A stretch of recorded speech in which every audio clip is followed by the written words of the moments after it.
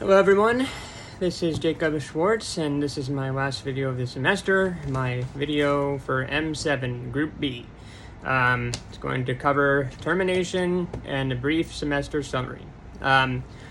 Termination. I just wrote my final paper for the other field class on termination. The truth is, break it down like this. I haven't really had that many termination experiences that look anything like what we learned about termination in class.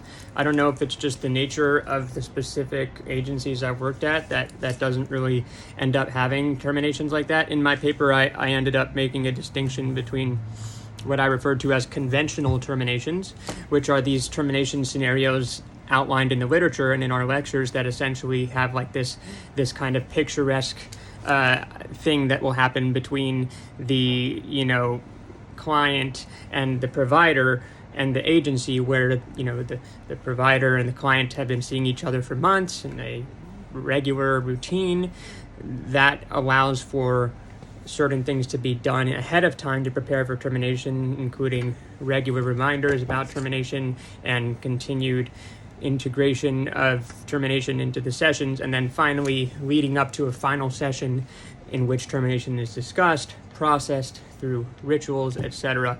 I've never had a client situation where that's able to happen. Every time I've had a client terminate with me, it's been unexpected, happened almost overnight, and I was not allowed to prepare for it. Not that I was not allowed to prepare for it, there was just no way to prepare for it because we had no knowledge that we would be terminating until I got the notice, okay, you're no longer meeting with Fred. So I get that message the morning that I was supposed to meet Fred. I didn't even know we wouldn't be seeing each other that day, let alone, ever again. So basically, these terminations in my field, at least so far, are always unexpected. And especially at my current agency, termination is not something that most of our clients have on the agenda. We are coaches that just kind of serve as, auxiliary support for our clients in whatever way they need. Some of them need us more often and very regular and weekly. Some need us multiple times a week. And some need us once a month or once every 3 months. Whatever it is, we don't terminate with them. We just kind of have an open door, I believe, is what the literature refers to this type of scenario. Open door termination approach, which is that the door is open. The client and the therapist will end up interacting at future times based on when the client deems that necessary. And there's not a time where the client and the provider sit down and say, hey, we're not going to see each other again. We're covering X, Y, and Z about working together so far. That said, I think in a scenario in which that type of conventional termination happens, I think the stuff we learned about is very great and very applicable. I think, doing a termination ritual would be a great way to spend some time in the last session, unless you just want to, be real and normal with your client and just kind of talk about how things have felt working with them and be authentic and just kind of be open-hearted about it and talk and see what they want to say from the heart, see what you want to say from the heart, and that could be another way to do things, but you could always do a termination ritual if you want. Aside from that, I think that bringing up the fact that you'll have to terminate eventually is a great idea in theory, and doing so regularly is also good in theory, but I think it would kind of be a distracting thing to do for some of my clients, and would detract from our rapport if I were to be constantly reminding them that we will have to reach an end.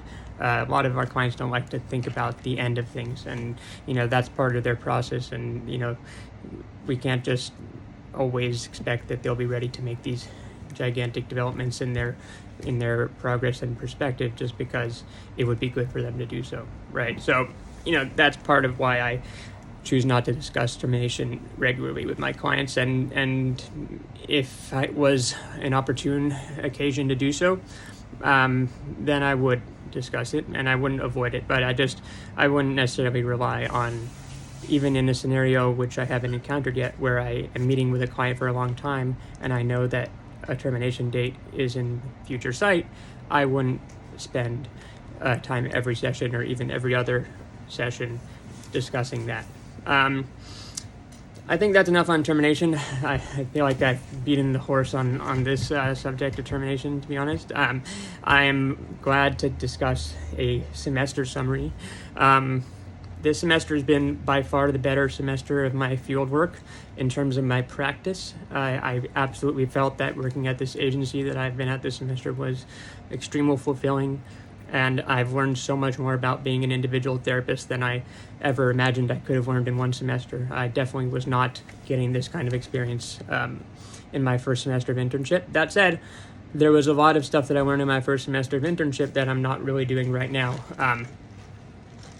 Stuff that was really useful and will be useful in theory if I ever choose to take a job in the future that involves group therapy, because I did a lot of group work at that first internship. That said, I despise doing group sessions, and I will avoid any job that involves group therapy in the future. But yeah, at some agencies, they require the therapist to do groups in addition to one-on-one. So I'll probably steer towards those agencies that only require the one-on-ones. And the one-on-ones I've been able to do this semester have been wonderful, and I've learned a lot more about how to do it.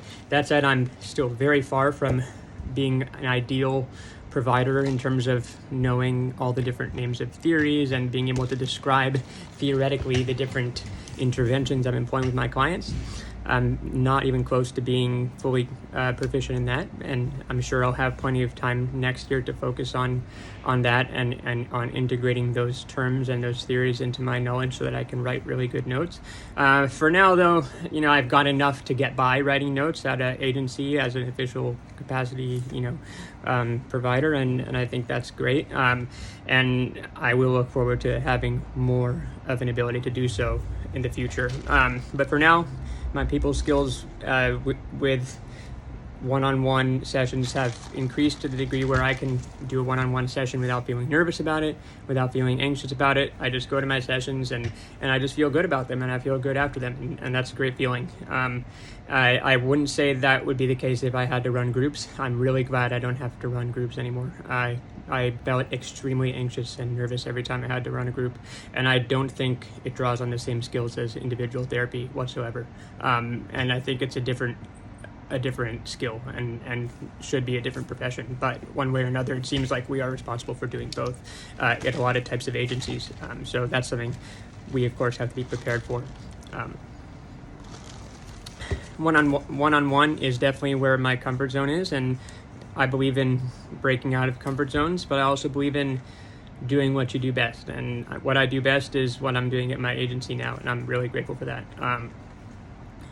This semester, in terms of homework and schoolwork, has been the hardest semester of my life, much harder than any of my undergraduate degree or my graduate degree thus far. It has been taxing emotionally, mentally, and physically even, and extremely stressful. And I am really looking forward to putting this semester behind me on that level. I have learned a lot about what I can expect for myself in an academic setting, and I've learned a lot about doing research on what courses will be expecting from me in an academic setting before I sign on to them. And I think that's an important skill that I've learned for myself and for my clients in the future, that in order to ensure that we don't stretch ourselves beyond our limits and endanger our mental health, we have to do the research on every commitment we take on ahead of time, and even, research on a higher level than what we might be able to find if we just do the conventional approach of trying to gather some data. We need to really gather all the data, whether or not there is resistance to gathering that data, because if you don't have all the data going into something, you're going in blind. And when you go in blind, you can end up with the worst possible scenario that you never even considered would be a possibility going in. So, I'm glad that I've learned that, and I think that, this program is tough, but I already see the light at the end of it because of the fact that I'm working as a social worker right now, and I love it, and I love everything I do at the job side of things. I love my professional deadlines and my professional obligations and my professional responsibilities. I just have to get through this school thing and be able to put it behind me. So I'm just going to keep on chugging away at that. And thank you all for your support, and I'm always here for all of my fellow social work students as well. Bye.